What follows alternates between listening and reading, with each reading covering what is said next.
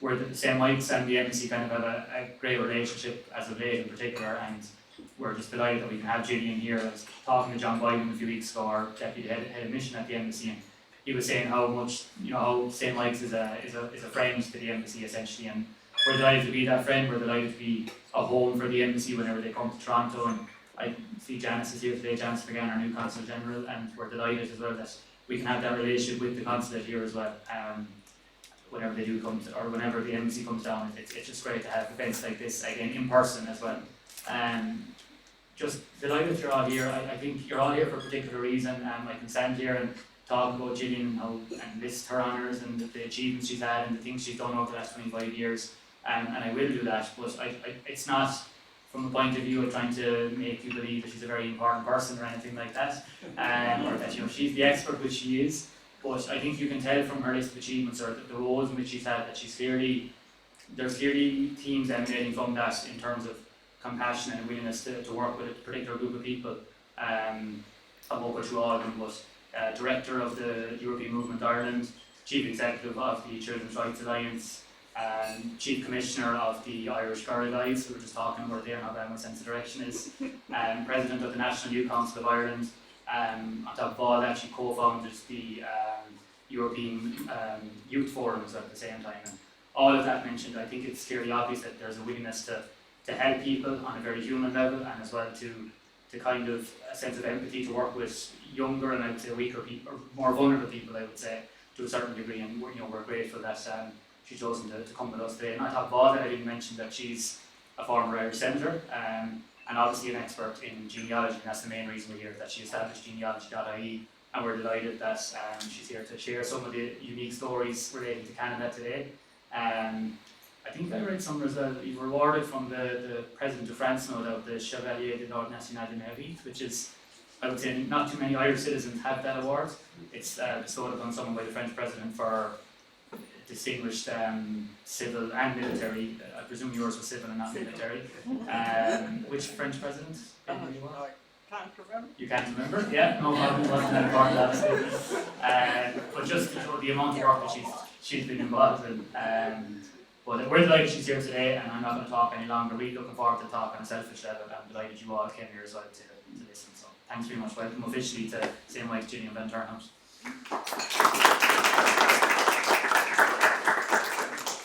Thank you very much. As I say, follow that. But I'm really delighted to be here, and thank you. I echo what Paz saying. Thank you all for turning up tonight and coming here. I do want to obviously thank the Irish Embassy here in Canada for organising for my visit, and in particular, as you said, Janice McGann is here tonight, who is the Consulate General, newly appointed here in Toronto. So it's super to see Ireland having that presence here in Toronto. What I thought this evening, when I was invited to speak, was that I would talk to you a little bit about that journey to Canada, that emigrant story, from a genealogist perspective, but I'd be really happy to hear if anybody has views when I finish, and hopefully we can share those stories and those conversations, and Paz is going to help me out with that. As Paz says, I'm Jillian Van Turnhout. I'm a genealogist today, and I was a member of the Senate. So for 5 years in Ireland, I was appointed for my work on children's rights. So that's what I use my time in the Senate in Ireland for to further and promote children's rights in Ireland. But let's focus this evening on Canada and that experience for Canada.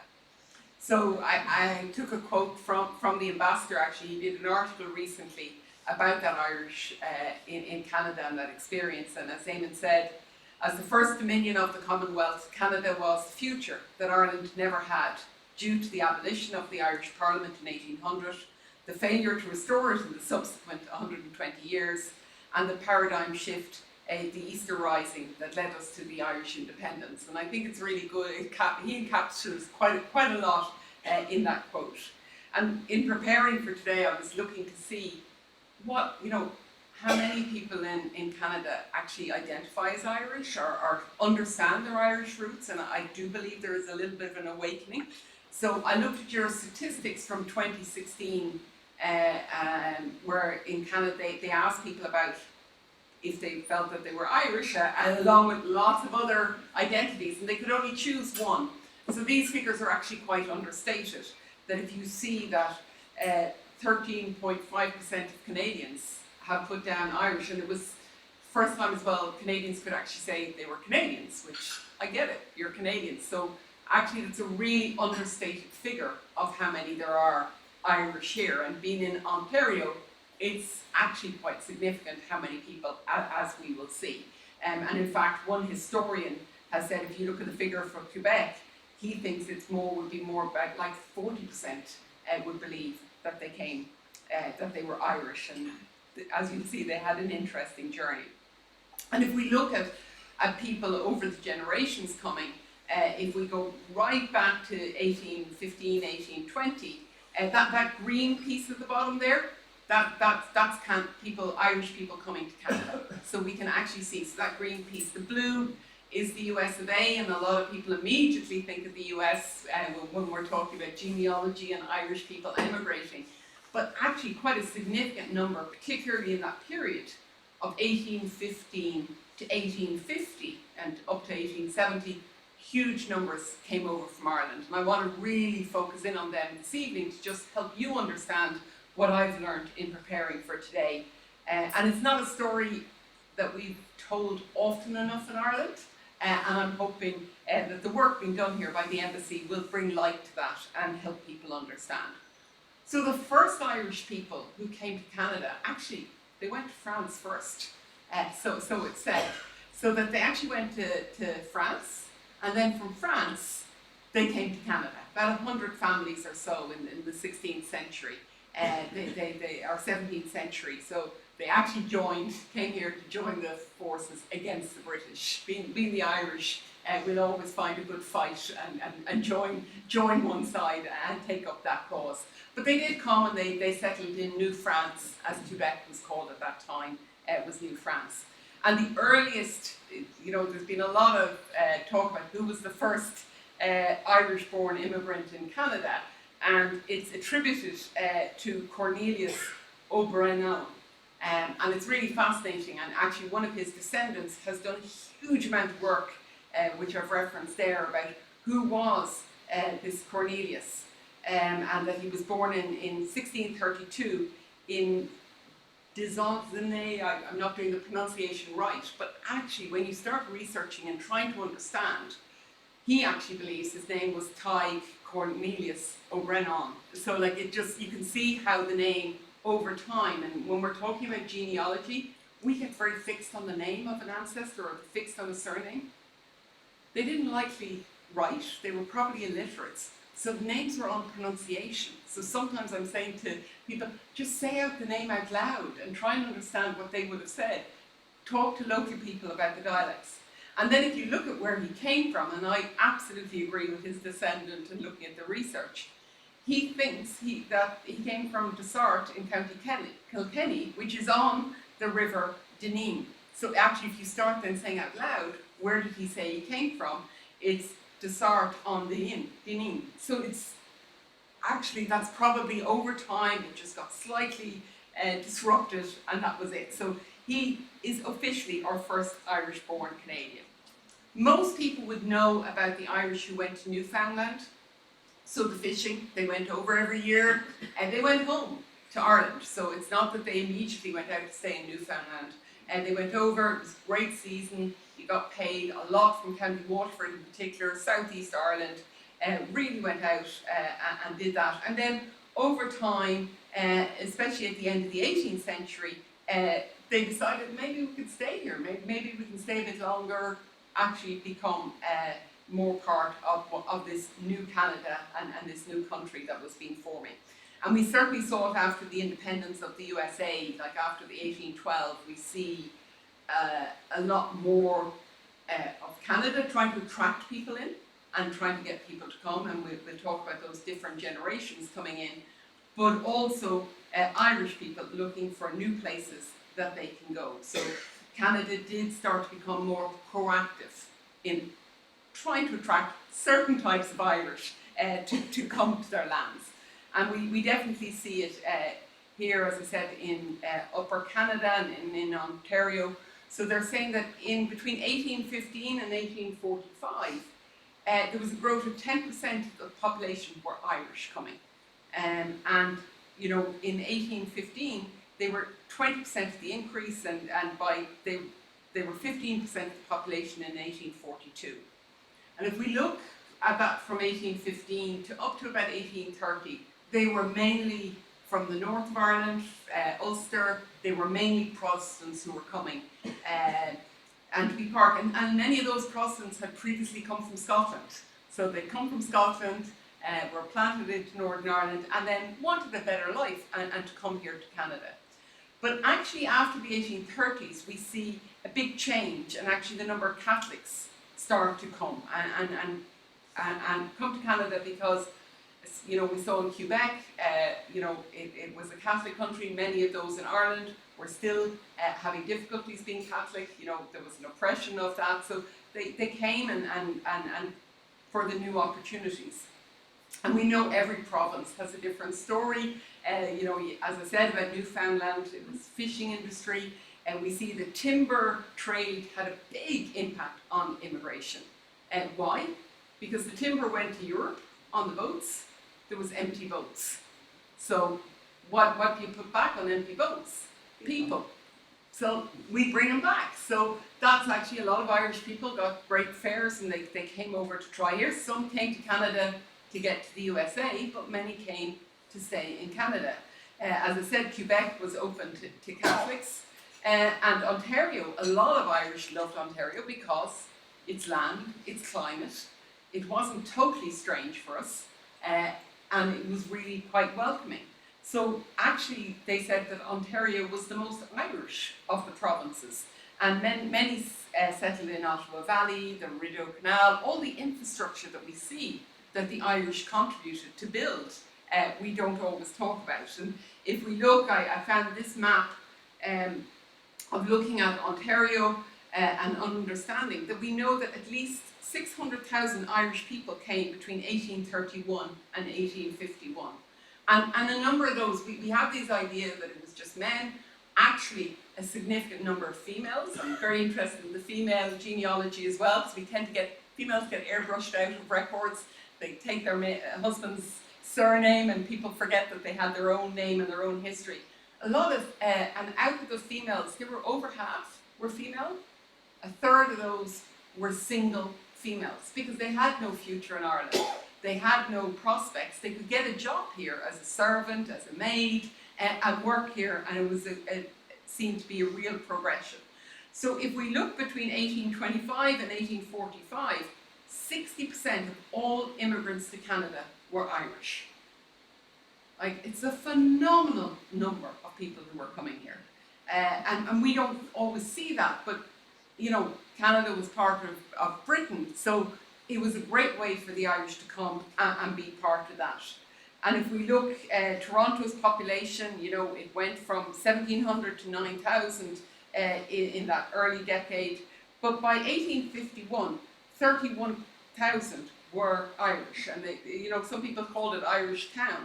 And in Simcoe County, for example, southern half, 60% were Irish who were here in the county. And you know, you could see that people gathered by their Irishness. And to understand, well, why did they come? Because often when I'm talking about people coming to Canada or the USA, people say, well, it was the famine. Actually, no, it was before the famine that Irish people were travelling, and not just the wealthy Irish, the very poor Irish. If you came from the west of Ireland, like one of my ancestors, there wasn't a future for you. You know, the land wasn't there for you. You know, so you came to other countries to seek a much better future. And if we look at them immigrating, just to put ourselves back into that time, in 1815, the world was changing. The Napoleonic Wars has finished. England was going into a severe economic recession, which would always impact on the Irish. Ireland's population was growing, which you'll see in the next slide. The growing timber trade, as I said, all those empty boats, it was a great opportunity. And if we look, why did people emigrate? Well, the Ulster Protestants, many, as I said, who previously came from Scotland, they were looking for new opportunities. The land in Ireland, we were overpopulated. our growth in population from 1810 onwards was just huge. And I don't think even Irish people understand that today, that growth in population. We're hoping in the next, 20 years plus, maybe we'll start getting up to those numbers, but we've not been at those historic numbers. It was a great opportunity, a good livelihood, to escape oppression. People felt, it was very real. Some used it, as I said, as a route to America. We had the cholera pandemic in 1832. It was the first global pandemic. Cholera had previously, some people called it the second cholera wave, but the first cholera wave was mainly in India and surrounding countries. This was a global pandemic. So people were trying to escape it, and it had its own impacts in Ireland. We had the famine, which we'll obviously talk about, but every family has its own story. So I don't want to tonight say, oh, that must be why they came. Every family has a story about why they came and how they came. But if we're looking at the population, and this is comparing, the green line is the Irish population, and the blue line is the European population. Obviously, in blue, it's in hundreds of millions, and in green, it's in millions. But it's just trying to show you the trend. Look at that growth in the Irish population before the famine.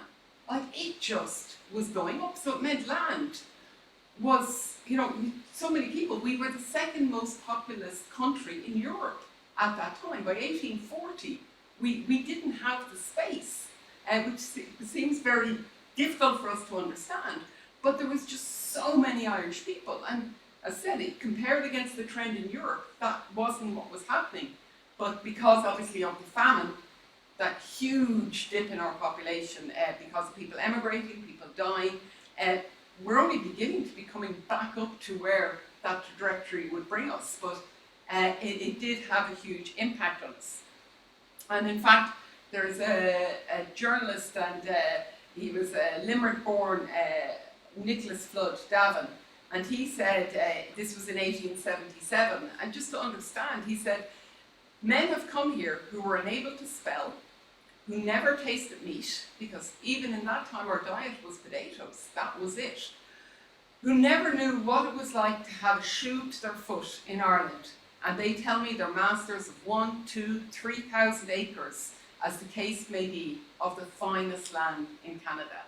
So many made a big success story of coming here to Canada and having land bigger than any Irish person could imagine that you would own.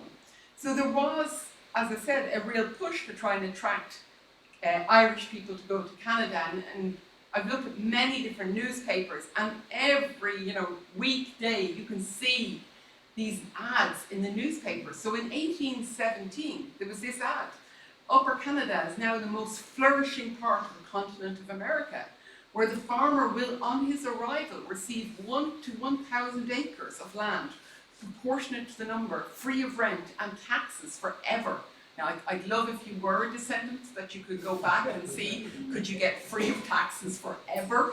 But I sometimes try and imagine them seeing that in the paper, deciding to sell up, put all their money together to come here to this land, like unimaginable. And as we said, Irish was probably the language they had, especially if they came from the west coast of Ireland. They probably were illiterate in many cases. So they were going to come here to this land.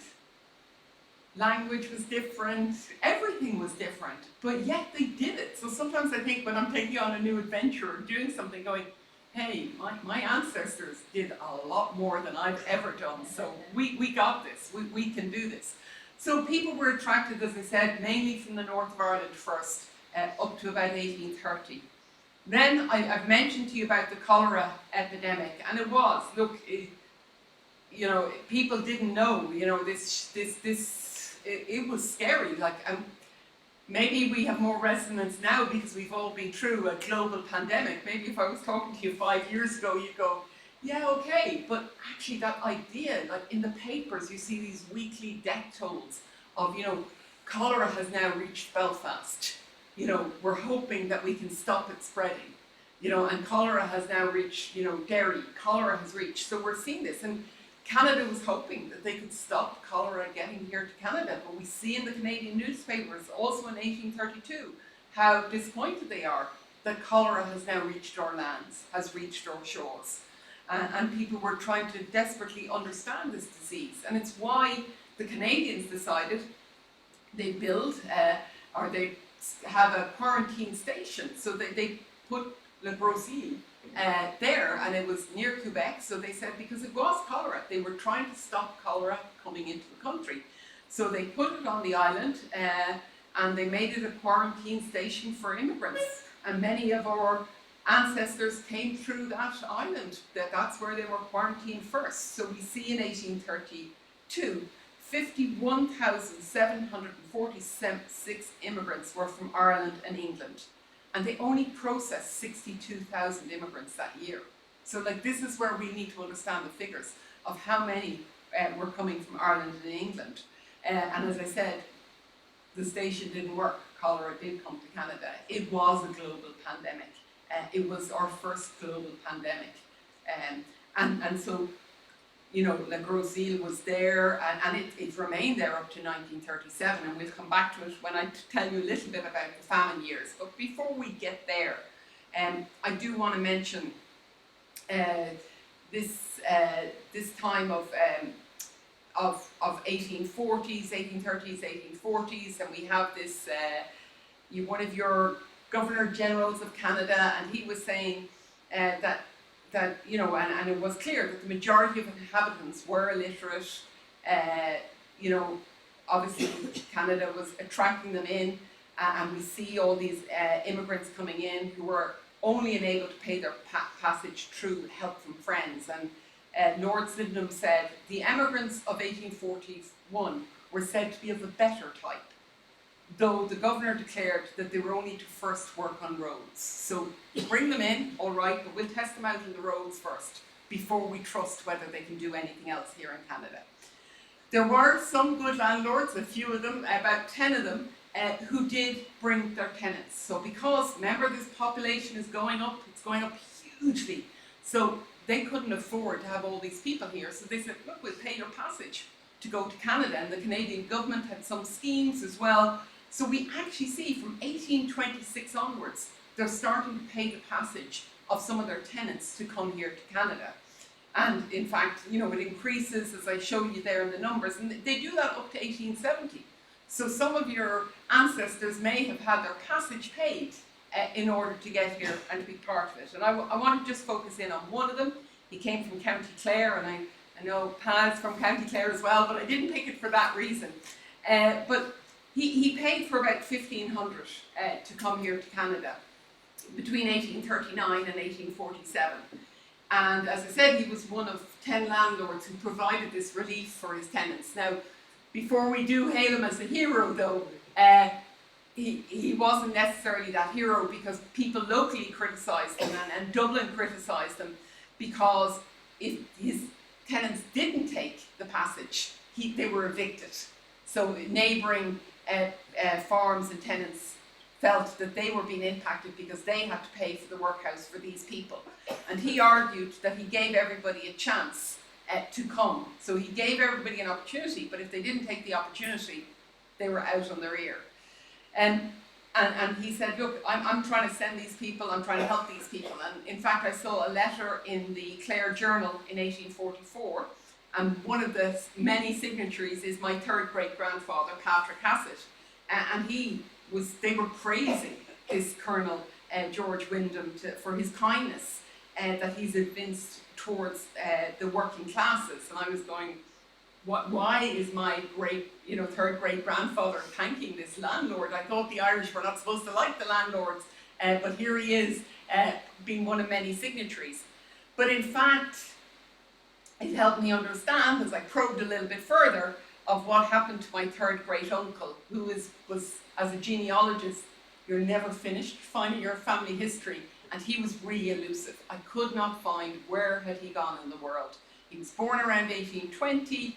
I knew his parents were Patrick Hassett and Joanna Burns, and the story that was handed down over the generations was, he went to market one day, he sold everything, including the horse and cart, and he went off to Australia. So I checked the records in Australia, I checked the records in New Zealand, maybe that's where he went, and I searched them high and low, led to many dead ends and no conclusion. And now I'm pretty convinced he went to Perth, Canada. So maybe over the generations, Perth, Australia, shorthand, oh yeah, he went to Australia. And this is, family stories are good, but they're not always accurate. Think of Chinese whispers, understand this. And in fact, I found him going in 1840. There's actually two travel records. Two Michael Hassets went under Colonel Wyndham's schemes here to Canada. But I believe the 1841 is my one.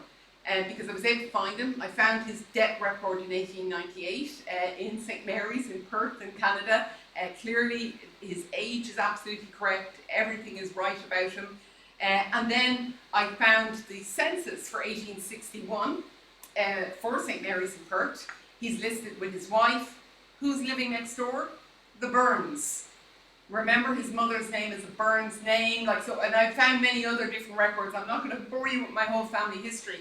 But all this triangulated. This is, the same names as his neighbours, the same people, and even Burns spelled B-U-R-N-S, which is unusual spelling of the name, and she also had that same spelling of the name. So I'm pretty sure, but I have to, obviously as a genealogist, can't say I'm absolutely sure, but I'm pretty sure that that's my third great uncle, that he came here. So the story got slightly distorted. In 1843, again, we're seeing lots of newspaper ads, as we saw throughout the Times, free passage to Canada, come to Canada.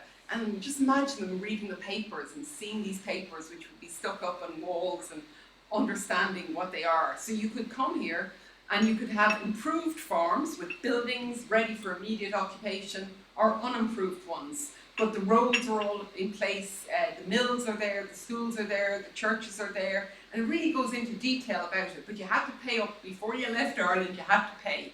And if you didn't like the land when you came out here, they would pay for your passage back, but there would be, obviously, you wouldn't be able to get all of your money back. But they were really trying to attract people out. And every purchase of 50 acres, you got one free ticket to Canada. So they were looking in big numbers to bring people out and enjoy this. So you can imagine family going out and getting others. This was, we talk now about chain migration. The Irish did it. One member of the family would go out and they would bring others out. And go back and think about those women who went out earlier.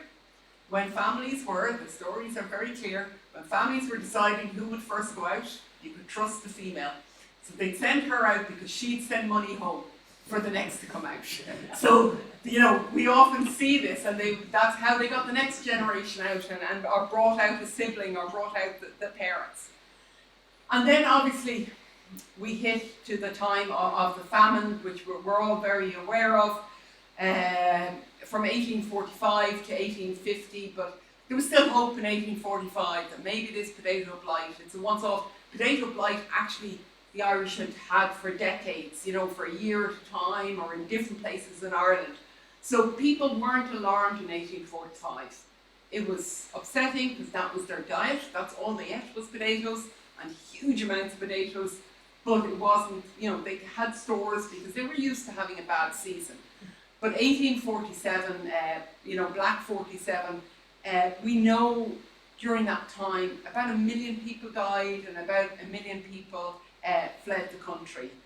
And our population fell by 20 to 25% in some towns, but some places in Ireland, it fell about 70%, like huge, significant places in Ireland where our population just left. And in fact, in my great aunt had written some memoirs, and one of my ancestors, obviously around this time, my third great uncle, she used to get up early and go to market, and then she'd come home and she'd have her porridge was, stewing overnight, waiting. The oats were there and the milk overnight, and some old woman came and said, "Do you have any food?" And she didn't have much food. It was just before the famine. She said, "I don't have much, but I'm happy to share with you the little I have." So they sat and they ate their breakfast together. And this woman said, "There's a dark black cloud coming down, and it will pass your gate. It won't pass, you won't have as much difficulty as others, but it will impact on every house. And within a year, all of her neighbours had lost at least one parent, and she didn't lose a parent. She did lose a brother, but you know, that this story has passed down to generations. I have no doubt that that story, every Irish family has it. That this, you know, we all have those tales. I have no doubt, but look, it was written down and passed down through our generations. And in fact, in Dublin, on the centenary of the 150 years of the famine, they put this wonderful memorial there at Custom House Dock, and it's showing 7 people about to board to try and leave Ireland at that time. So Norma Smurfit presented it to the city of Dublin, and it's dedicated to the Irish people who were forced to emigrate. And those bronze sculptures were crafted by Rowan Gillespie, and it's really evocative. And anybody who's been down there at the quays, you know, you have the Jeannie Johnson boat just up from it, and you have these 7 brilliant statues there to see, and to try and put ourselves, like what it must have been like to get to the boat and to see. And when I'm talking about the boat, I should also have said to you, people left from all around Ireland. We have this idea that Dublin and Belfast were the ports, and maybe Cork. We can see boats leaving from Sligo, we can see boats leaving from Derry, from Kerry, all around Ireland there was boats leaving because of the time. That's how trade was done, by boat. And if we look at the famine, and this image from the quayside, which is used quite a bit, but you actually see somebody holding up a sign saying to Quebec, because they're advertising how you're going to get there, and people were trying to find passage to get out of Ireland. How am I going to get out? The desperation that must have been there in the quays. And sometimes they were fleeced. Their money was taken from them, but there was no passage, and this was their last hope to get out. But many did survive, and that's why many of us are here today. And in fact, going back to that, those sculptures in Dublin, they're also in Ireland Park on the initiative of Robert G. Kearns. There's the commemorative there in Ireland Park, where there's 5 statues, which I think is so evocative, because it's to signify that not everybody made it there. Not everybody got to Canada. So those 7 sculptures in Dublin go down to 5, and in fact, if those of you, I'm sure most of you have seen it, but when you're down there to see one curled up on the ground, almost ready to die, because typhus was also rampant at that time. So the sailing across, you know, was called coffin ships for really good reasons. So, you know, we do need to remember that not everybody survived, and not everybody made it. But, and 1847 in Le Gros Île, and I was lucky to visit there a few years ago, you know, and when you're seeing that field of white crosses and understanding the people that were there, like 5,000 died during the voyage or were thrown overboard. Can you imagine your loved one, and they're not going to make it? You think you've got this passage and they're not going to make it. All the corpses that were removed, there was the 5,500 who actually died on the island of Le Gros Île, which was their highest number ever in any year to die there. There was many buried in other places, and as I said, typhus was rampant also in Canada in 1847. So you made it, you got here, and then you get typhus. And so we see that different people died, and there was an article a few years ago in the Wexford People, and it just gave some of the lives of people, and I thought it was interesting to see. You know, there was one man who died in Le Gros Île, and he had £17, which got sent home to his brother. But many who died, £17 was actually a big amount of money, so he was coming out here to start a big life. Many who died only had a shilling to their name. We saw many children who died, like really young infants and children. And we also see of children who ended up being adopted. So they survived and they went off and they were adopted.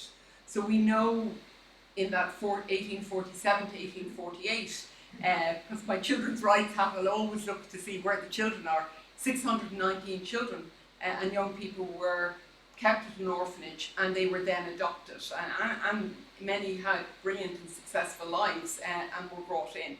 So it was a really tough period, but also during that, which I just find fascinating, is so you have this famine going on in Ireland, which is massive, but actually in the same year, we're seeing the ship, the Jeannie Johnson, was built. And why was it built? It was built by 4 County Kerry merchants who wanted to get their timber.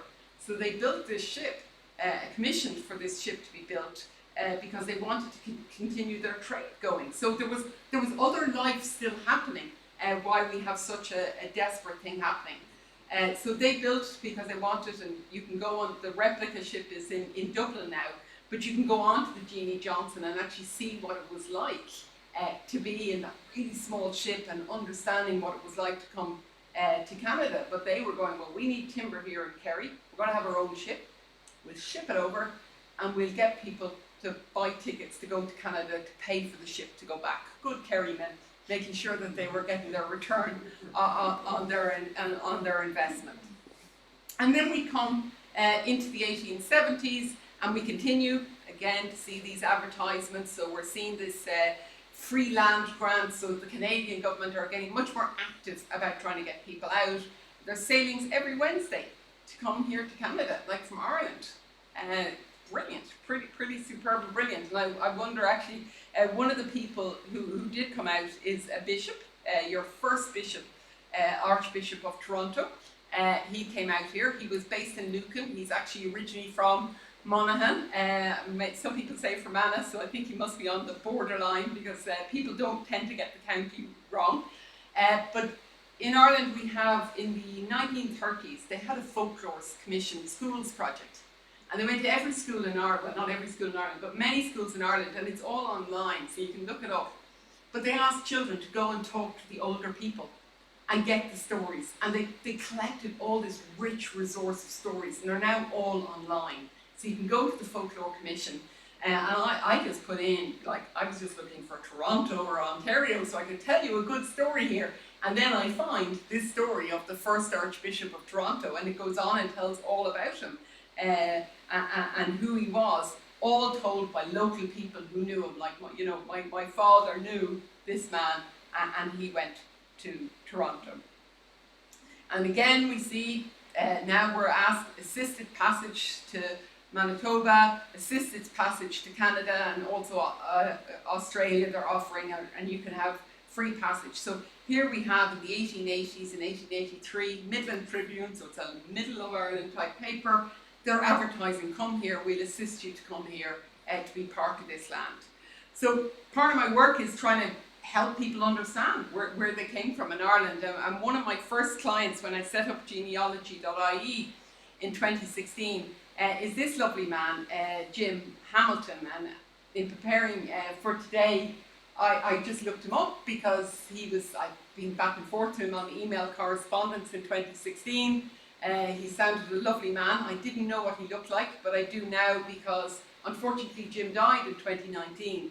And his picture absolutely for me evokes that. He was a lovely person to be emailing back and forth with. And he had this hunger to know where did he come from in Ireland.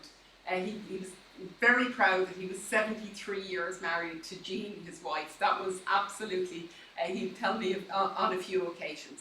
But he was born in England, and his father was born in Scotland. So where in Ireland did his ancestors come from? That's what he wanted to know. That's what Jim wanted to understand and know. So it didn't take too much work, I have to say. But we were actually able to, so the light grey is all the information we were able to establish for him very quickly about the fact that his grandfather, John Hamilton, was born in a place called Drumholme in Donegal. He married in Dungannon in Tyrone. He also died there in Tyrone. And actually, in fact, his parents also came from that same place, or around that same place in Drumholme in County Donegal. And I was actually able to then show to Jim that that little box that you see on the map, the little blue box, is the townland. And when you hear Irish people talk about townlands, that is the holy grail in genealogy, because we have over 60,000 townlands. So this townland is 0.5 of a square mile.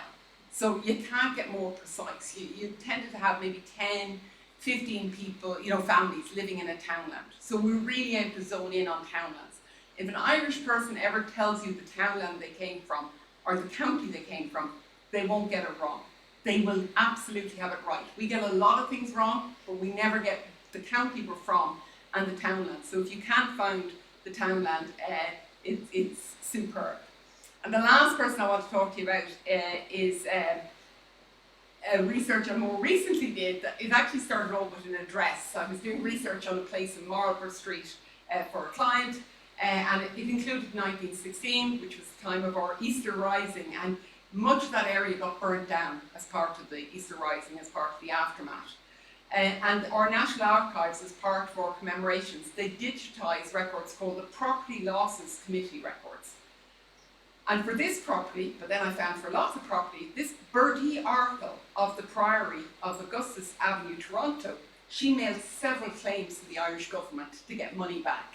And I'm going like, how is this person living in Toronto have a hand in so many Irish properties? Like, what is it about her? Who is she? Why does she have all of these claims in? And she's in the newspapers, how much money she gets, etc.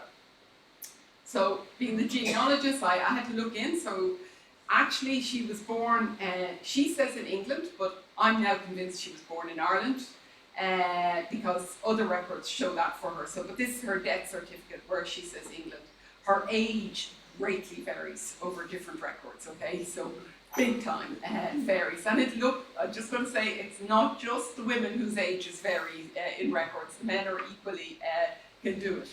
So her father was William Armstrong, and her mother was Lucy Kirby Daniel. And they were born in 1820s in Ireland, and that I'm absolutely sure of, because her father came to Canada in about 1851. He was an engineer, civil engineer, because we see his marriage here in 1845 in County Wicklow. He came to Canada to pursue his career as a civil engineer. He designed and built many parts of the Grand Trunk Railway. He was also an artist, so this is one of his photographs, a photo of an image of the artwork that he did. And he was very much part of that Canadian scene of being an artist here. So perhaps, you know, his family and her family, perhaps they had the properties in Ireland and they were the ones. So she was claiming on behalf of that property she inherited. And if we look at the 1871 census for Toronto, and this is why I'm absolutely convinced she's Irish, because think, her parents married in 1845. 1851, they're now in Canada. So what, did her parents dash over to England, have her as a baby, dash back, maybe? But in 1871 on the census, she clearly lists that she's from Ireland, like her birthplace is Ireland, and that's clearly listed. And what I was able to find was this lovely gem of a photograph of them in this priory in Toronto, which I'd say was a happening place. And here's a picture. She's on the left-hand side there. Her mother is sitting in the chair. Her father is standing up. And her aunt, who is age 95 at that stage, is on the right-hand side of the picture. And you know, when we see pictures of this time, you always have to look for all the clues they want to show you. You know, if they have a book, they want to show you that they're learned. They want to show their wealth. They want you to understand who they were. And this other picture of the priory, like, it looks really cluttered, but it was part of them showing who they were and all they owned, because photographs were expensive. So why not make sure that everybody knew how important you were? And I just would love to have been in that drawing room and hear their conversations and understand. And this picture is from about 1911 here in Toronto. So just in ending, I want to just a few little tips if any of you are interested in looking. Some top tips is start with who you know. So start with the person that you know, that you're absolutely sure is Irish. Because I've seen people say, I think it's this person, and they start there, we go off searching, and then we realise that's not your ancestor. That's somebody else who happened to have the same name. Don't get caught up in the surname and the spelling. I see people say, no, they always spelled it that way. We absolutely spell our surname that way. Remember, people were going by voice, by sound, and it's not just what your ancestor wrote, it's what somebody else wrote when they heard it. And not all of those people came from Ireland. They came from many other different countries. So their language and sound sounds very differently to them. Ages, they do vary. Birthdays weren't quite as important at that time. Survival was far more important. So people weren't as sure about their age. And sometimes there was vanity. And sometimes, you know, if we look in Ireland, or the two census records we do have surviving are the 1901 and 1911. And yet you see in 1911, people's age has jumped slightly. And you're going, or Pensions Act came in between those two periods. So amazing how people were going to embrace being a bit older because they might get a pension. Place names, if your family has any place names or any talk about it, hang on to that. That's the one thing people don't get wrong. I never have found a client that said they were from a county and they proved to be from somewhere else. If they did, it's because their little town land is on the border. So maybe it was registered, maybe they went to the church. I have one client that they went to the church on the other side of the bridge, which was a different county, so that's where we found the records. And if you're getting stuck, is to do a timeline. So actually write out, where were they when? So where were they at that time? How were they there? Because that just helps you understand, okay, so me going back to Bertie Arkle, her parents get married in 1845, they're off to Canada in 1851. The parents have several children. Were they going back and forth? Was the mother going back and forth to England? Unlikely. But maybe, and this is us part of understanding Canadian history, maybe being English was more socially acceptable. So therefore it was easier for her to say she was English rather than to say she was Irish at that time. And so just work it out. And there are lots of brilliant free Irish websites that are there. So there are the subscription sites, but just exhaust the free sites first. So some of them I'd list, I have 10 that I list, and I'm happy to send the list to Pa if anybody wants it.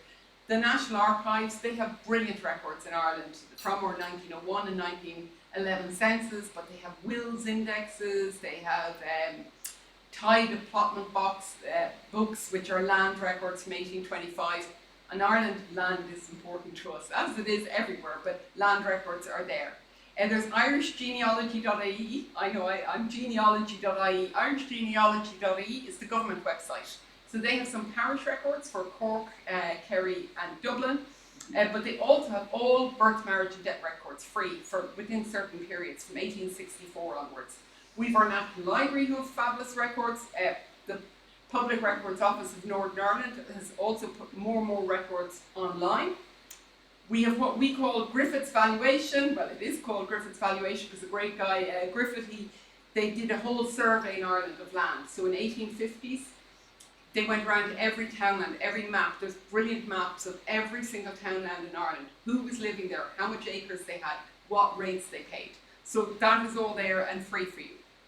And then there's a place names website, which is just brilliant because I told you that people don't get their place name wrong, but sometimes they'll have a different spelling than what today's spelling is. And that's because, and this website will actually go through what the name of that townland was spelt at different times, so you can actually understand the origins of the name. There's the Irish Genealogy Project, which is superb. It's a fantastic group of volunteers at every county level. They're there looking at records, they've done headstone transcriptions. The more recent one to come online is the Virtual Treasury. It's an amazing project. Trinity College took the lead, the Irish government funded it. So in 1922, our Public Records Office burnt, Civil War, opening of the Civil War. It's just so sad. They knew I could, they knew what they were doing and that they shouldn't have done that, but they were there. They were asked to not be in there, but they were there. It ended up getting bombed. It was built in a way that it should have been protected from fire, but just because of the way it was, everything burnt down.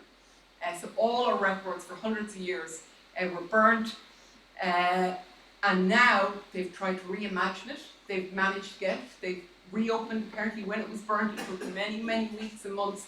They just packaged up the burnt remnants. And now with technology, they've managed to get some of those records back and bring them back. So whoever had the foresight to say, we don't know how to save this record, but in the future, hopefully they can save it. And they've digitized it all, and it's all there free of charge. So you can just go on to virtualtreasury.ie, type in your surname. You never know what you might find. We've our military history. The military archives in Ireland have done brilliant work on putting up those records and understanding. And then there is, for one international, is Family Search, because it's a free website. The Church of the Latter-day Saints, they've got the biggest repository of records, and they have them there for you to search and find out information about your ancestry. So I hope that's helpful. I'm really happy to answer any questions anybody has, but thanks so much. I hope it was informative to you, and you understand some. I suppose the thing I'd leave you with is there's not one story, and we all have to understand everybody has a different story, and each of you here have a different story of why you're here, why did you come to Canada. Also, our ancestors have very different stories, that they made decisions at different times. And there's not one type of person being Irish. There's many types of different people who were Irish, and we need to understand that as well. There isn't a typical Irish person anymore. There's lots, and I think in recent years we've become more understanding that being Irish means different things to different people. But one of the things I think it does mean is that we will come together and support one another and be there for one another. So thank you very much for listening.